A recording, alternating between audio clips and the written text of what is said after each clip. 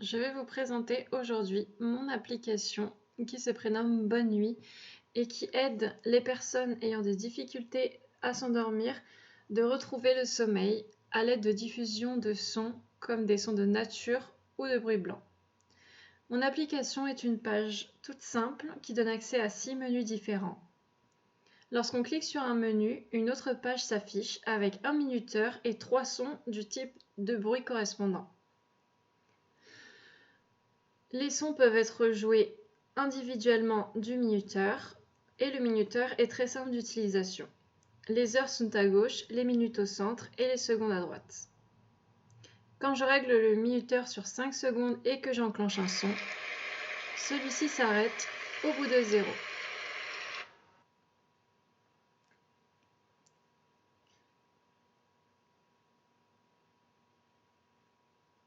Je peux prendre un autre exemple car tous les écrans sont identiques. Par exemple, si j'ouvre l'écran feu, je constate également 3 sons différents avec le minuteur. Lorsque le minuteur arrive à 0, le son s'éteint. Mais je peux jouer les sons sans utiliser le minuteur. Lorsqu'un son est joué et que je veux activer un autre son, le premier son s'éteint tout seul.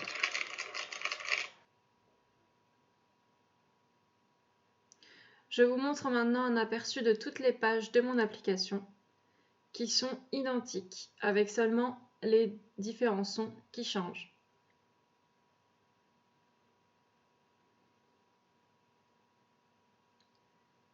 Maintenant, j'aimerais porter votre attention sur la partie Analytics de mon application.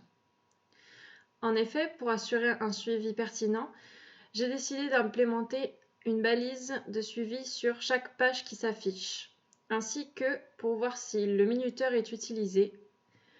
J'ai mis un tag quand le minuteur arrive à 0, cela déclenche un tag événement. J'ai fait la démonstration ici, puis je vais sur Google Analytics pour regarder si tout a été pris en compte. Je vois que Bonne Nuit Forêt s'est enclenché, cela correspond à ma page vue. Je vais maintenant dans les événements pour regarder si le chronomètre a bien été pris en compte et je constate que Chrono Stop a bien été pris en compte. Mes deux tags de suivi marchent correctement. Je reviendrai sur cette partie un peu plus tard. Pour créer mon application, j'ai utilisé App Inventor.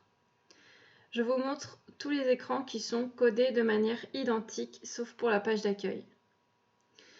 Seuls les sons changent parmi chaque écran. En ce qui concerne le code, j'ai utilisé plusieurs blocs. Les blocs les plus compliqués à assembler ont été ceux du minuteur, que l'on voit ici. Ici, nous voyons les boutons pour ajuster le minuteur.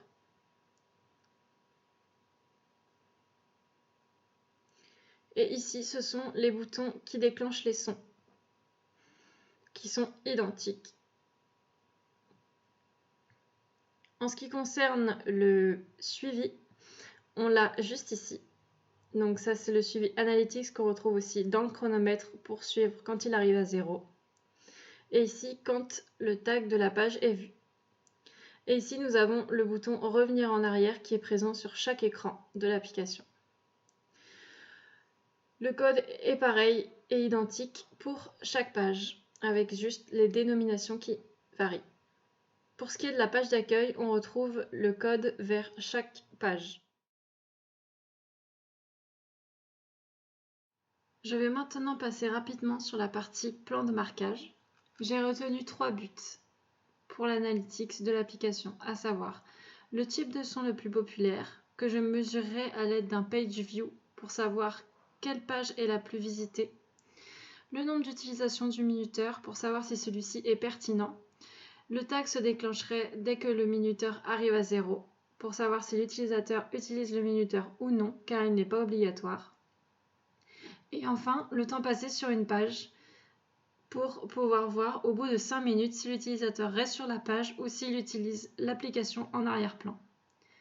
On peut voir ici tous les liens que j'ai implantés dans l'application ainsi que les différents types de balises, Page View, Event et Timing. Merci pour votre attention.